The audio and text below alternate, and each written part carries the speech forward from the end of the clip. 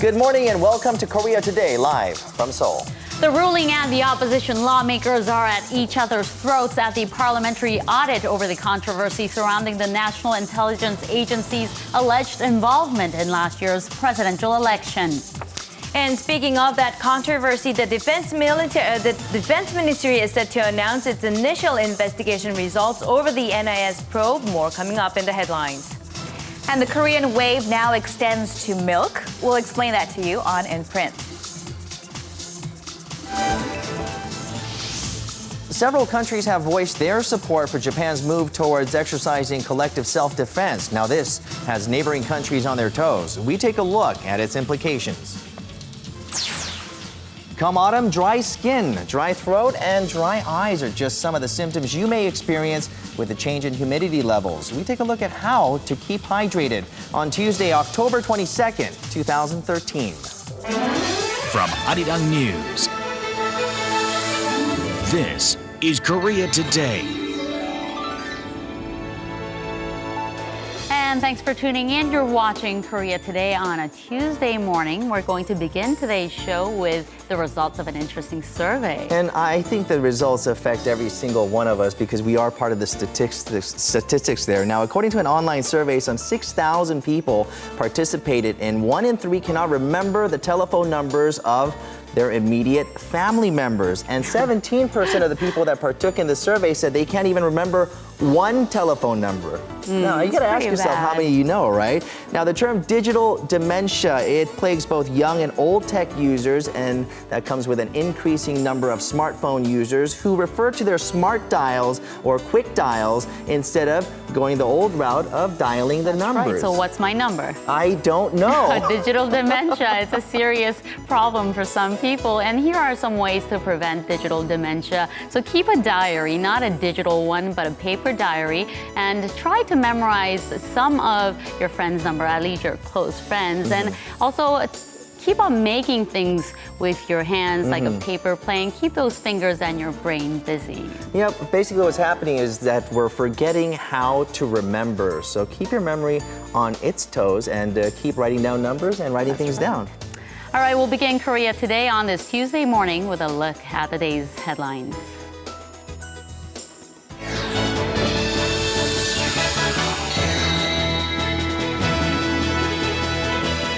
Some are calling it an act of disobedience. Others are calling it an internal feud within the prosecution. But whatever the case is, what's for sure is that there was a discrepancy between the now pulled out NIS probe chief Yoon Seok-yeol and his boss Cho Young-gon in their account of the probe into the National Intelligence Service's alleged meddling in last year's presidential election. The superiors are supposed to help the investigation move forward, but they kept nitpicking at smaller details. I know that is necessary, but if the people who are investigating the case feel it wasn't fair and crossed the line, then we can only regard it as external political pressure. Important things are meant to be reported to the superiors. It's not to please or meet their needs. It's always to make all the reporting procedures accurate.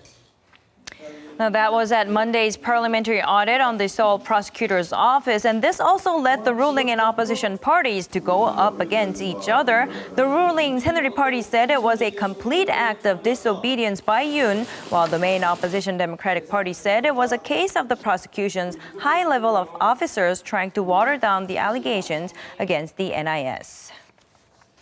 The Defense Ministry is set to announce its initial joint investigation results today on allegations its officials were involved in swaying public opinion against the opposition in the run-up to last year's presidential election. The joint investigation team composed of military police officials and prosecutors are set to have obtained testimonies that 4 military officials posted negative comments online about then-opposition candidate Moon Jae-in.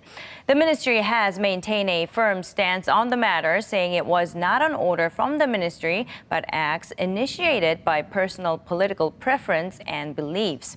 The probe is likely to turn into a full-blown investigation led solely by the military prosecution. In the meantime, the Ministry of Education has advised 8 publishers of Korean history textbooks to either correct or revise a total of some 830 cases where the information provided was deemed inaccurate, unbalanced, or potentially a threat to the students' national identities. Some topics containing errors listed by the ministry included the Japanese wartime sexual slavery issue, as well as the lack of accounts on North Korea's human rights situation. The publishers have until next Friday to submit the corrected drafts. If any of them refuse to follow the guidance without a proper reason, the ministry said it would consider issuing a forceful order to revise the contents. The move comes after some textbooks were accused of having strong pro-Japanese statements as well as factually incorrect information. And on the local bourse on Monday, the benchmark Kospi finished nearly flat, but still managed to close at an over 2-year high of 2,053. Foreign investors also continued their buying spree for a 37th consecutive session on Monday to extend the longest streak on record. They bought more than 190 billion won, or $180 million worth of local shares.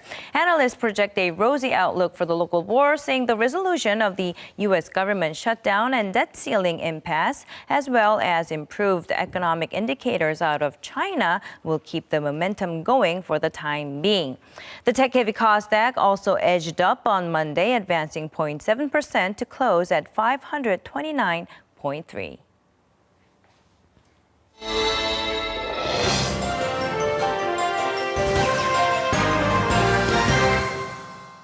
Good morning, everyone. By and large, the top story on the front pages today is the very public row between head of the Suwon Prosecutor's Office, Yoon Seok-yeol, and head of the Seoul District Prosecutor's Office, Cho Young-kwon. Let's go ahead and take a look at the story on our first daily for today, 중앙일보. Its headline reads, Cho Young-kwon, Yoon Seok-yeol collide at parliamentary audit. Collapse of prosecutor's line of command broadcast live. Now, while both said they would take responsibility where responsibility is due, the former chief investigator into the National Intelligence Service probe, Yoon Seok-yeol, and his superior, Cho Young-kwon, publicly defended their decisions and attacked each other for the first time in front of lawmakers and the watching public. While it's not unusual for prosecutors to disagree internally on such politically sensitive probes, the paper says it is unprecedented that they would put their dirty laundry on display so publicly. And as you heard earlier in the headlines, now dismissed former chief investigator Yoon asserted that there was outside pressure on his work, whereas Cho argued that he never stopped Yoon from working, but that there is an order to everything, including reporting to the Justice Ministry in the event of an arrest of spy agency officials. And on that note, let's go ahead and turn to our next daily Gyeongyang Shinmun and see how they covered it here. They highlight a comment made by Prosecutor Yoon, dismissed from probing that NIS case. And in the headline, it reads, top district prosecutor, that is Cho Young-kwon, was furious, asking me, do you have a reason to help the opposition? And according to the article, Yoon testified about a visit he made to Cho's house one evening to discuss the issue of arresting the NIS officials he believed took part in the Twitter campaign meant to influence the last presidential election. He said his superior advised against the arrest, saying that it would make his position very difficult, and that if Yoon really wanted to move forward with the arrest, to do it after Cho resigned. It was then that Yoon said he decided he could not work under his superior's guidelines and moved ahead with the raid that arrested 3 NIS officials in the end. Now, Yoon testified that there was outside pressure on his investigation from the start, and that the Justice Minister, Hwang Kyo-an, was not exempt from those who asserted that outside pressure. And scooting over to Joseon Ilbo now, as you can see, it also has a story as its top. Meanwhile, the side story addresses the latest development on the controversy surrounding a batch of new history textbooks ahead of the new school year that begins in March here in Korea. Headline reads, correct 829 errors in 8 history textbooks. This a forceful recommendation by the Education Ministry, which included not only the lightning rod textbook by Kyohak Publishing Company, but also those by the 7 other publishing houses as well. The ministry instructed all publishers to submit their revisions on the 829 errors, misspellings, or biased accounts by next month, that is November 1st. And a quick look at the side story over at Donga Ilbo now. The headline reads, Golden Goryeo era Buddha painting returns home from Japan after 500 years.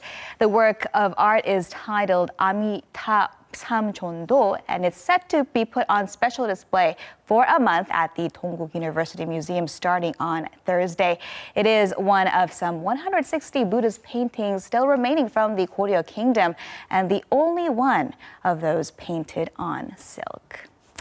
All right, and we'll go ahead and wrap things up with a look at our business newspaper for today. The Korea Economic Daily's main headline reads, even if price is 3 times more expensive, Korean milk. China jumps at food Hallyu. Highlighting there the growing popularity of Korean produce in the Chinese market. Now, the inserted graph shows by $100 million the changing face of China's food sector, that is shifting from an exporting nation back in 2006 and 2007, noted in black, and now to an importing country, marked in red. And in this context, the paper says Korean products are seeing an upsurge in popularity thanks to its reputation for being safe and also for being high quality, even if, for instance, Korean milk sells for a price 3 times higher than the local Chinese brand, Myeongdong. And with that, we'll wrap your look at what's in print on this Tuesday. Next up are your closing numbers from Monday's market action.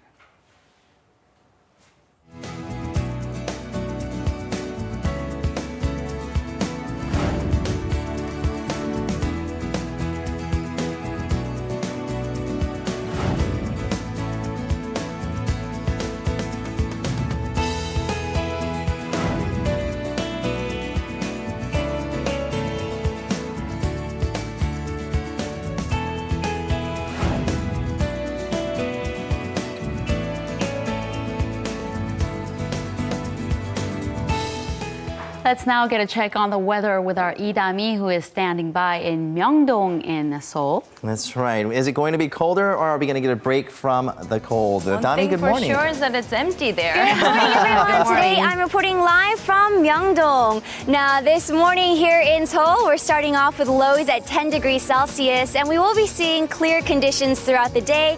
However, over in the east coastal areas in Jeju Island, there will be signs of sporadic showers. Also, some thick fog over in the west coastal areas and some areas in the inland regions. Now, we still have a huge gap between our lows and highs. Also, the latter half of this week, it looks like our lows will dip into the single digits, so please try and dress accordingly. Now, as of now, there are 2 typhoons, Typhoon Lekima and Typhoon Francisco, that are both headed northbound towards Japan. Korea won't be directly affected, but we will be seeing signs of strong winds over in the east and south coast for the time being. All right, with that said, let's go ahead and take a look at the weather around Korea. Seoul, Daejeon, and Busan will all rise to 22, Daegu and Jeju at 21, Gangneung the coolest at 17, while Gwangju the warmest at 23 degrees. Tomorrow, central regions are looking good throughout the day, but rain is expected in the afternoon over in Gangwon, North and South Gyeongsang Province, and Jeju Island. That's all I have for the weather. I'll be back in the latter half.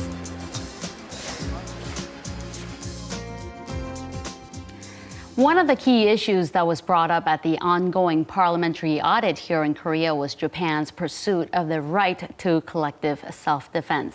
The right to collective self-defense refers to the ability of a country to attack another state in order to defend its ally. And earlier this month, the U.S. expressed its willingness to support Japan's move. That's right. And since then, Australia and Britain have both signaled they also support this movement. If Japan's plans are realized, there's concern that that the balance of power in Northeast Asia will shift along with worries about the reemergence of militarism in the region. Now let's take a look at what some of the issues at hand are and what kind of impact this could have on Korea. On October 3rd, during the U.S.-Japan Security Consultative Meeting, Washington signaled its intent to support Tokyo's move to exercising collective self-defense. The right to collective self-defense allows countries the right to retaliate on an enemy state in the event of an attack on one of its allies. Conventionally, Japan could not exercise this right due to its peace constitution, which bans it from engaging in war as a means to settle international disputes. However, with support from the U.S., Tokyo's recent move appears to be gaining more momentum. Japan's move to exercise collective self-defense means that it wants to return to a normal state and conduct military operations, not only on its home grounds, but also in other countries. If Japan wins recognition for its right to collective self-defense, it will be able to conduct military operations in various countries across the world. Using this, it wants to raise its global status. China immediately issued a statement opposing the matter via its state-run Xinhua news agency, saying that Japan and the U.S. have yet to rid themselves of their Cold War mindset and are aiming to strengthen their military alliance, which would undermine peace and security in the region. China in particular, which has territorial disputes regarding the Senkaku Islands, known as the Daoyu Islands in China, wants to avert a situation in which Tokyo acquires the right to deploy state-of-the-art weapons on the island under the guise of collective self-defense. Korea and China were subject to much damage because of what Japan did in the past. That's why this is a sensitive issue for China, and exactly why Beijing reacted so negatively when the U.S. signaled it would endorse Japan's right to collective self-defense. China is opposed to the alliance between the U.S. and Japan. This could lead to an arms race between the U.S. and China, which would put the security of the Korean peninsula in grave danger. The expansion of Japan's military influence is something that countries such as Korea and China are naturally vigilant of, considering their past experience of being subjected to Japan's militarism.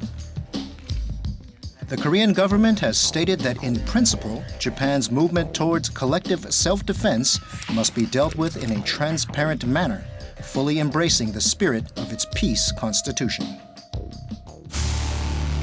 Despite strong voices of opposition and concern, Prime Minister Shinzo Abe has continued on with his new defense movement. As a result, Julie Bishop, Australia's foreign minister, announced on the 15th during a press conference on her visit to Japan that Australia will endorse Tokyo's move towards collective self-defense. In addition, British Foreign Secretary William Hague, during his visit on the 16th, also announced his support for Tokyo's move. And with this come concrete actions from Japan to secure this right, particularly on the 17th, deciding to push for the inclusion for the right to forcefully search vessels, further raising concerns. With Japan moving aggressively to exercise its right to collective self-defense, the balance in the Northeast Asian region has been shifting.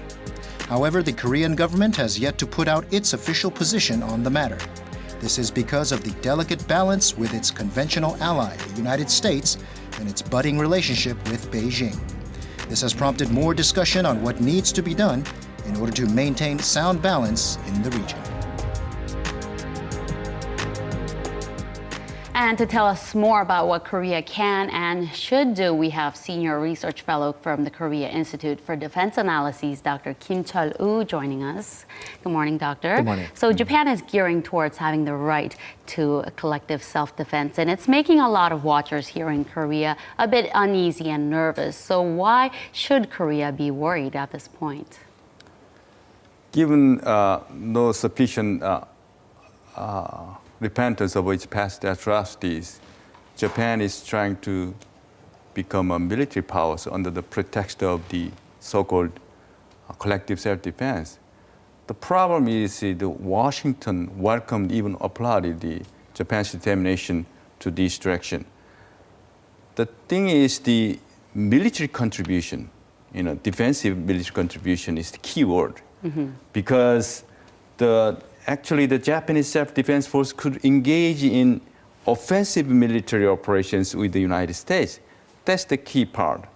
Second is technically Japanese self-defense forces can even carry out preemptive attacks on military bases, whether China or North Korea, and possesses functions similar to those of U.S. Marine Corps. That's why the neighboring countries worried so much about the Japanese triggering move, because it's directly linked with the escalation of military tensions in this region and eventually lead to the regional arms races. On top of that, that could give you a justification for even North Korea's nuclear or missile development or Chinese military buildup. All goes into this triggering moment. For the last 60 years, the status quo of military and corporate structures here in and around the Korean Peninsula has been stable in a sense. But with new welcoming, applauding gestures with Washington has triggered this very escalative move. That's why Korea is very worried about past history and current new developments. So strategically, it's very unstable station. It's just starting up. Right. So Korea is in a difficult, we're in a sticky shoe right now, considering the military alliance between with Washington as well as with Japan at the moment. So as you said that, yes, indeed, the Washington and Seoul and Tokyo's trilateral cooperation is beneficial to the Korean security and peace and stability in this region. And as we all know, the Republic of Korea and United States strong military posture is the backbone of the security over here in Korea. But, the other side of the coin is the problem, main headache comes from North Korea's missile development. Right. So in dealing with that, we have to cooperate with China. But China's stance is very, also strategically speaking, is very getting more complicated. Overall, it's very hard to figure it out who started the first move. I would say the Japanese Abe administration, but starting from domestic political purposes. That's the problem of this whole equation. Okay, you mentioned China. Now, China has expressed opposition against this this matter. Now, according to recent polls, 85% of Koreans also oppose this as well. Now, this puts Korea in the middle, kind of a very strange position here with their relations, with Korea's relation with the U.S. as well. Now, how does the Korean government deal with a situation like this, just being stuck in the middle here? Korean government is in dealing with this sensitive question. So Korea's is a very cautious approach. I think Korea has to develop a Korean version of strategic rebalancing, not detached from the United States, but China moves toward Korea, and in the coming next month, actually, between Korea and China, we have an official 2+2 foreign minister, defense minister level, director level dialogues regime is just starting off. The thing is, China is to strategically drive a wedge between Japan and Korea and between Washington and Seoul. So I think China's very attractive, very conducive approach.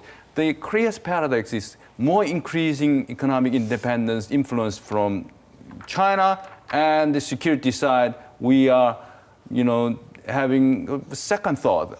How can we move toward the more peaceful and in the cooperative regime in this region? We're almost out of time, but I'm going to quote the Article 9 of Japan's constitution, which reads that the Japanese people forever renounce war as a foreign right of a nation. So they practically ban the use of force there, but they're trying to change that. Now, what are some of the steps that Japan needs to take in order to fully realize their pursuit? Like the United States emphasized, we need transparency.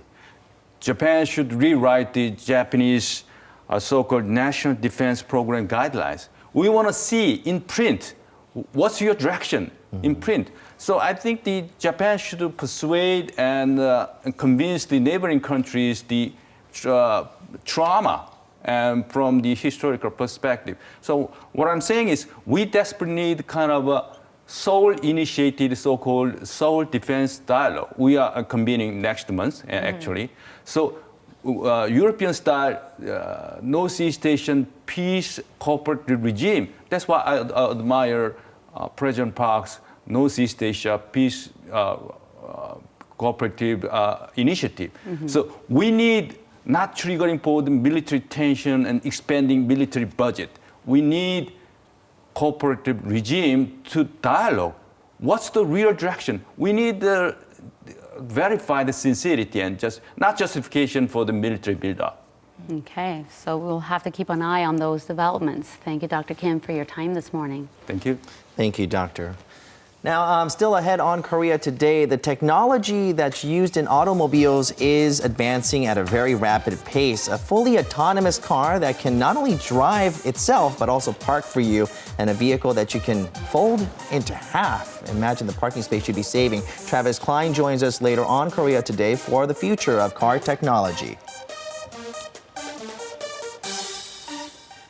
Korea is well known for its beautiful, serene, and calm temples, and there are over 920 that are registered with the Culture Ministry. And when you're thinking of temples aside from religion, you're thinking about that serenity and the calmness and the peace of mind. That's right. But this past weekend, there was a large-scale temple music festival that broke this serenity and that invited people, Buddhists and non-Buddhists alike, to come and enjoy beautiful music in a temple that is almost 1,500 years old.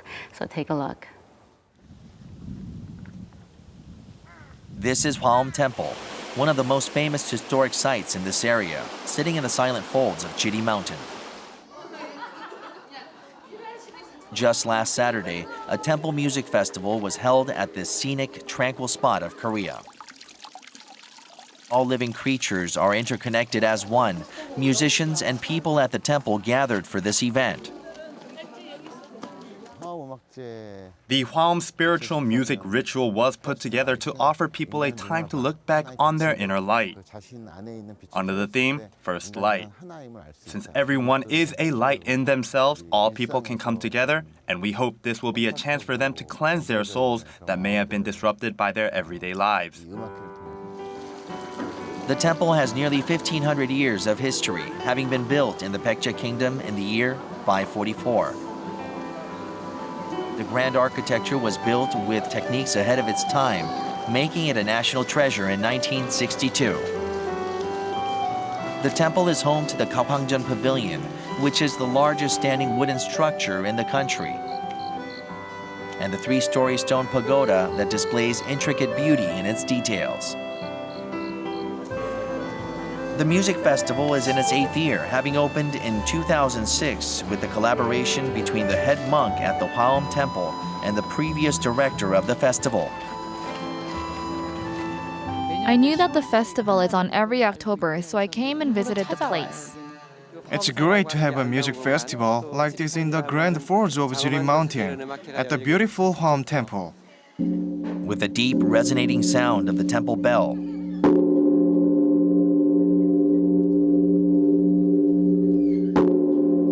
the festival begins. The main bell was destroyed during the Imjin War in the 16th century, but was restored for the first time in 420 years, making this an even more meaningful occasion.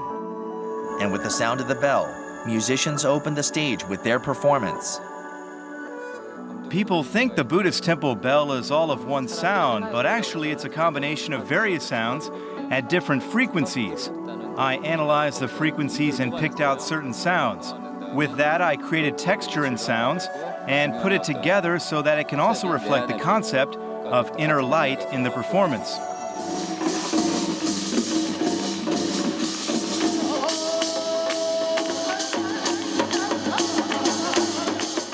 Various musicians with different styles took part in this festival, but their central message was the first light and to discover it within oneself. The music festival was open for all, with no designated seats for the audience, inviting everyone in to enjoy both the music and the surrounding nature.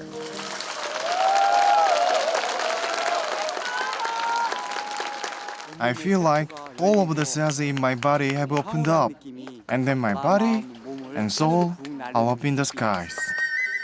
Included a performance by German musician Stefan Mikus, dubbed the ecologist of sound, who learns the characteristics of various traditional instruments and their sounds by studying and playing them. For this festival, I try to choose some special pieces which are more quiet, more meditative, and it depends on the occasion. You know, each concert it has its own atmosphere and audience.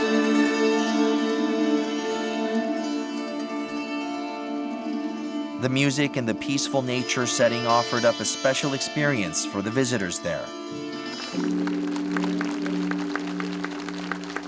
This was a wonderful experience. The setting is so beautiful here with the mountains and the temple, and the whole, I felt very spiritual. I liked being around the monks and also the music. I never experienced something like that before. It was wonderful. There are no words to describe how good the performance was. It's the first time I've brought my child to a music festival, so it was even better enjoying such great music.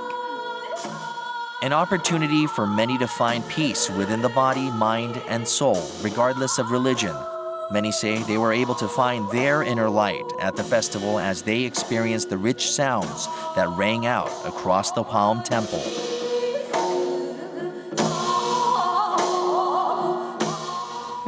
Many people live their lives on this rat race, basically looking forward and never back or stopping to see the scenery. So this was a chance to give some of the people that were in attendance a way to slow down and really see the light and the focus. Peace of mind. Peace of mind is exactly what they were looking for. And you can also do a temple stay along with the festival. So maybe next year we can I'll get go a piece together. of our mind. Inner peace is what it's for, right? And escape from the hustle and bustle Exactly. of the city, right? All right, that's what we all need every once in a while, just a break from all that That's and finding a right. little serenity. Let's now go over to our Idami, who is standing by with Police for Tourists. What is this? Well, apparently the Korean Metropolitan Police Force has launched a new police force just for tourists. We'll take a look at How that. interesting. Back to you, Dami.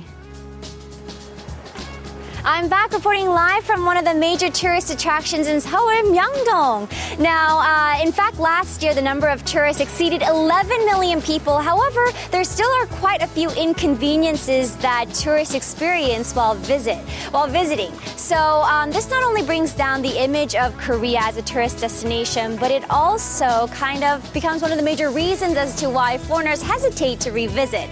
So in order to solve these problems and to kind of provide services for tourism, last week, the tourist police was established. So without further ado, why don't we go ahead and talk to these officers who look dandy in their black berets and navy blue jackets. Good morning. Good morning. What's going on this morning? We are patrolling around here to search for any illegal activities going on against the foreign tourists. I see. So can you tell us a little bit more about your job? Okay, we are basically here to establish safe tourism environment for the tourists by tracking down on illegal activities and relieving inconveniences. And we have 7 patrol areas, and they are Myeongdong, Insadong, Itaewon, City Hall, Hongdae, and Itaewon. And such areas are selected according to the statistic data based on the population of foreign tourists visiting. All right. And if foreigners want to make contact with the tourist police, exactly how do we do so? If you see us nearby, just feel free to contact us. We'll always be happy to serve you. However, if you do not locate us nearby, just contact 1330, the Tourist Information Center, through your cell phone. All right, so what I'm really curious is if foreigners buy a product, but they want to, refund it, but the seller won't allow this. How do you guys handle the situation? Well, of course, the tourist will also be helped in such incident. For example, the tourist police will function as a translator between the district office and the tourists themselves. So in cooperation with the district office, the tourist police will serve their best to solve any problems or communicational problems the tourists may face during their travel in South Korea. All right, it sounds efficient. So in the future, what are some hopes or plans for the tourist police? Okay, more than 11 million foreign tourists have been visiting South Korea, and we're expecting to see sharp increase in the number of tourists, and also we're expecting higher number of illegal activities targeting foreigners at the same time. This is exactly the reason why tourist police is made. And we are here to counter any kind of inconveniences the tourists may face and ultimately make them feel safe and protected. The tourist police will work with diligence, sincerity, and open mind. And thank you very much, and we hope to see you very soon. Okay, no, thank you so much for your cooperation. Thank you. Bye. So this was your look at the tourist police, and they just started out, and they will only be demonstrating here in the areas of Seoul. But if all goes well, they will be spreading out to Busan and Jeju. So the tourist police patrol from 9 a.m. to 11 p.m. So don't be afraid to call them or reach out for help. Hopefully, this service will have a positive effect, and when tourists think of Korea, they'll automatically want to revisit. I'm Idami, Korea Today. I'm impressed. All I like right, their you don't uniform. have to worry about getting lost here. Well, a car that can park on its own and a car that you can fold, these are some of the technologies that excite drivers, including myself, and I'm not a car fanatic. And technology in the automobile industry has been advancing by leaps and bounds. Really. Everyone has had a situation where they've been stuck in stop-and-go traffic. We're talking bumper to bumper, and you're just having the worst time of your life, right? What if you had a car that can drive itself and a parallel park for you, and much more? Travis Klein joins us with this new autonomous automobile technology. Good morning. Good morning, and thanks for having me, guys. If you've ever been to a car show, obviously there are cars for everyone. There's the sports cars, the muscle cars for someone like you, maybe young. There's the sophisticated, luxurious type sedans for like maybe Minjung or Hyungyung. Then there are those weird prototype futuristic sort of cars for maybe like geeks myself. Sometimes you might only see these in the movies, but I recently was able to ride in one of these autonomous cars that was able to drive itself. And so we're gonna go ahead and take a look at that report, and also we're gonna take a look at some futuristic automobile technologies as well. So let's have a look.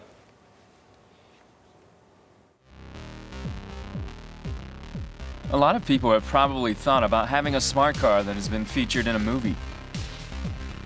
And it won't be too long until people can actually experience these cars, as there is a growing interest in this field.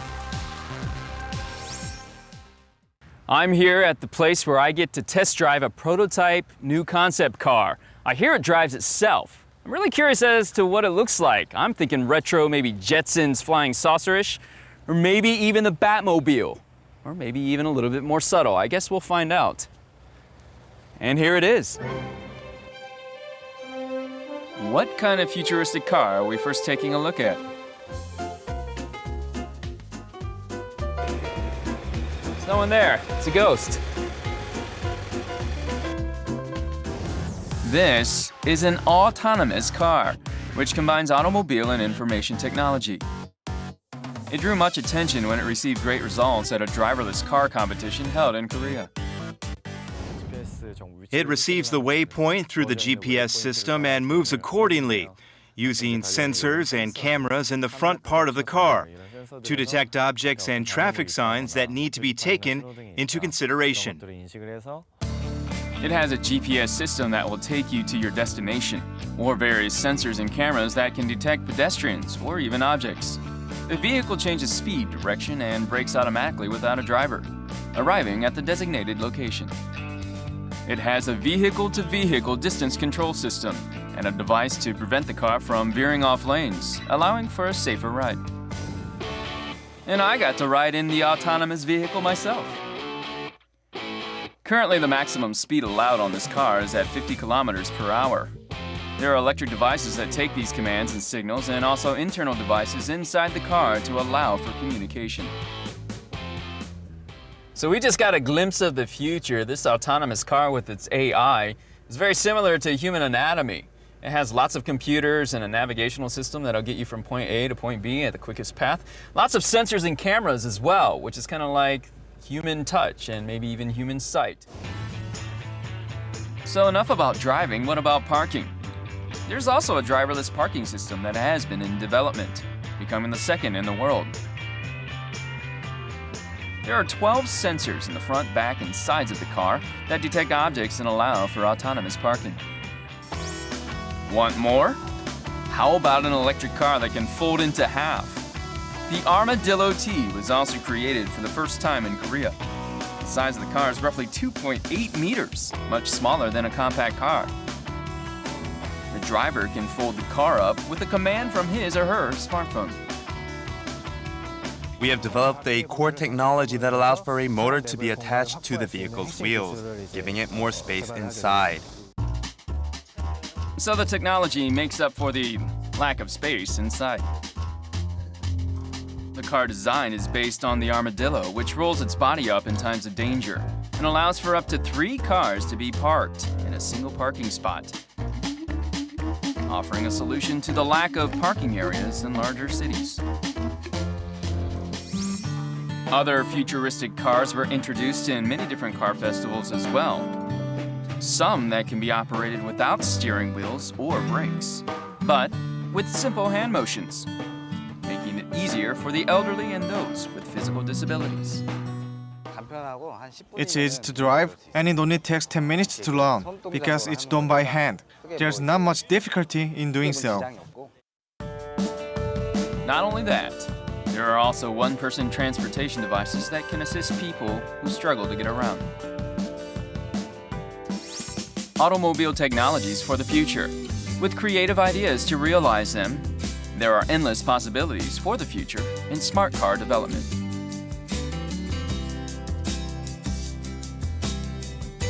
I'm really excited about these cool features of a driverless cars, right? You don't even need a chauffeur anymore, driverless right? car, right? But the first thing that pops in my head would be safety, of course. So what's For me, I think anyone who thinks about like an autonomous car, driving itself, it's going to be the number one concern.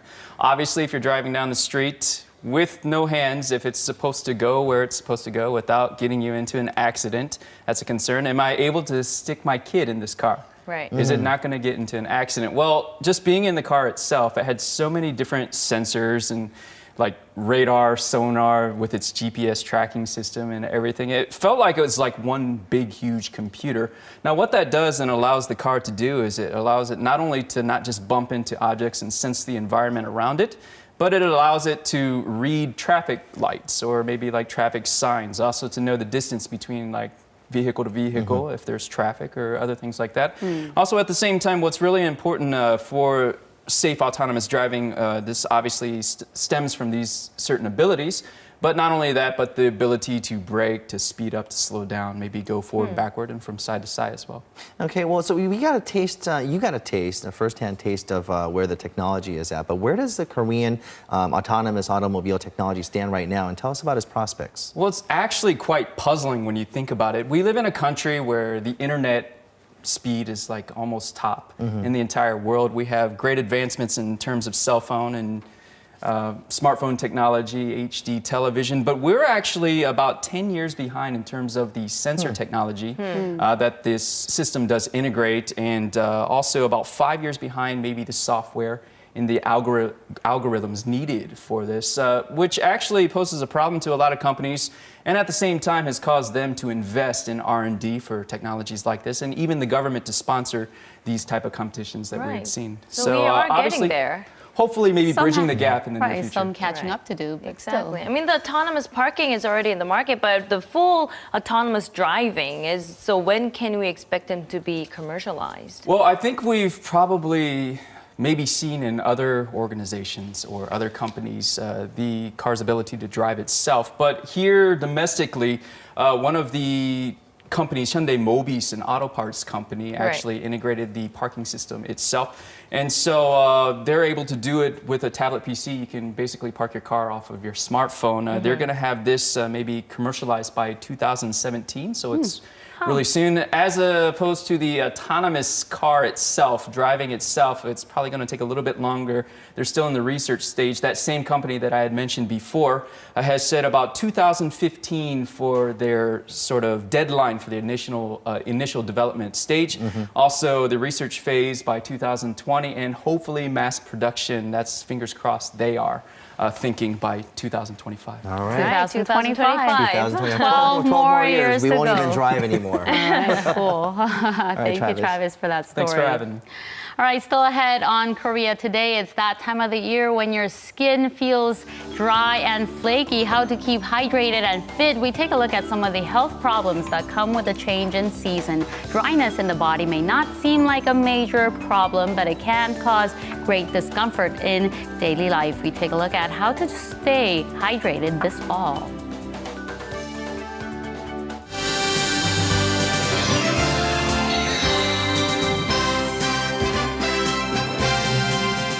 And a good Tuesday morning to you all as we kick things off with some baseball. That's right, we now know that the Samsung Lions and the Doosan Bears are going to be facing off in the 2013 Korea Series. But for the LG Twins, what went wrong? Well, they had the Doosan Bears playing the Nexon Heroes till Game 5 and even had a couple of extra innings to go with it. But all in all, it was the playoff experience. While the LG Twins were the favorites going into the series, the Doosan Bears seemed to have advanced to the Korea Series a bit too easily. But the difference between the two teams was the defense. The LG Twins committed a total of 8 errors in the series, including 4 in Game 3. Of the 14 runs scored by the Doosan Bears in the series, 6 of them were unearned runs.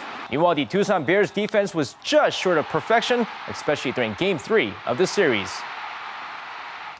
And moving over to football, all of us here in the nation love to watch Son Heung-min play, but apparently so do the Bleacher Report. The popular webzine made a list of top 20 best Asian footballers as they named Son Heung-min of Bayer Leverkusen as the second best Asian footballer at the moment. The best Asian footballer went to CSKA Moscow's Daisuke Honda, with many of the Korean footballers being on the list as well. The list includes Koo Ja-chul at number 6, Lee Gun-ho at number 10, Ki Sung-young at number 11, and Park Ji-sung at 12, just to name a few.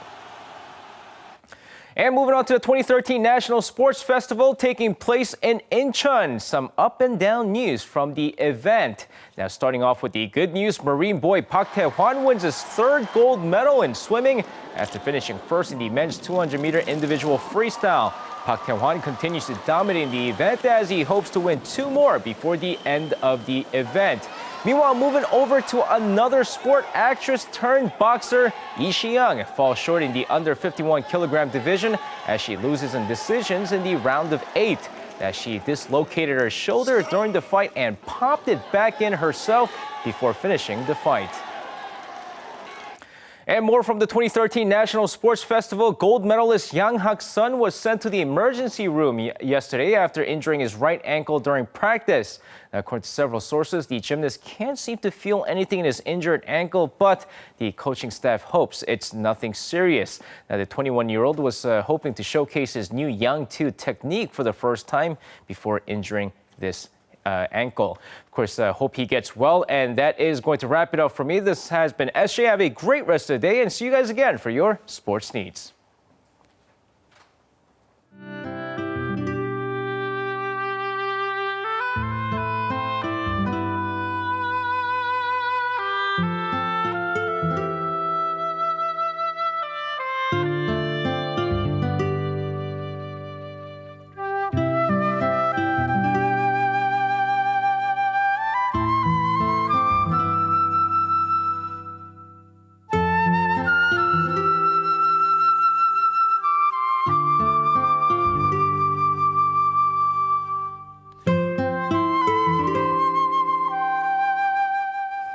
With the large difference in temperatures between night and day and the autumn wind in your face, I've been getting some dry skin. Ashy elbows, they call it. So I've been needing a lot more lotion. He's been borrowing my moisturizing lotion for some time now. This is not to be taken lightly, though. And our Dr. Alice Hyung-young-dan from Samsung Medical Center joins us. Good morning. Hi, good morning. Yes, so between now and spring, a lot of people are going to be battling dryness as the relative humidity drops here in Korea. Low humidity can cause dry skin, dry eyes, dry, irritated nasal passages, and dry mouth as well. As you probably know, water is one of the most important components in our body, making up about 60% of our body weight. So it's no surprise that maintaining a good fluid balance within our body and also our environment is very important for good health. Okay, so we'll be getting a look at how to stay hydrated and stay healthy and moisturized in this next report. With the changing of seasons and a greater difference in daily temperatures, our bodies see numerous changes. My skin is really dry even if I use hydrating cream. It's so dry these days that my skin gets itchy. And with this, a larger number of people experience dry and itchy skin on their face, arms, and legs. Because the daily temperatures differ so much these days, the tissue in the mucous membrane easily gets dry. Simply put, any part of the body that is exposed is subject to dryness. A lack of moisture and fluids in the body can cause various symptoms associated with dryness. The first place that shows signs of change in the environment is in the skin. The epidermis, which is the very top layer of the skin, carries much moisture, playing an important role in keeping the skin soft and moist. But when it loses moisture, people experience dry skin. Kim Sung-chul has been suffering from psoriasis for a long time now. He struggles with this condition in the fall season due to increased dryness. It's hard to meet people because of psoriasis that makes my skin extremely itchy and flaky. It's really inconvenient and stressful. Kim's skin, unlike healthy skin, becomes red and is covered with dry patches.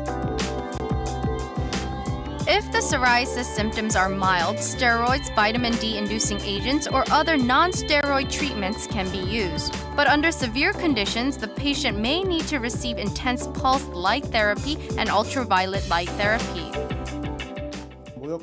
Try not to scrub excessively when bathing and do not use soap too often. A light shower with moisturizing cream will help keep the skin less dry. Also, the dryness that comes with the change in seasons causes dryness in the nasal passages. If the condition is severe, the pain can become significant and the membrane can sustain damage, causing nosebleeds and also make people more subject to colds. Keeping the body safe from germs or viruses usually comes from the mucus in the body, but because the body lacks it, people are more subject to infections. What's most important is to prevent these conditions from occurring. It's crucial to maintain a healthy humidity level using humidifiers and plants to keep it at 50 to 60%. It's also important to drink at least 1.5 liters of water, which is roughly 8 cups every day. It's better to consume water rather than other drinks as it is more effective in fluid absorption for the body. Remember to maintain a healthy humidity level in the surrounding environment and in your body to stay fit during the changing of the seasons. Okay, so why does the skin feel drier during the fall and winter months, and what can you do besides just applying lotion?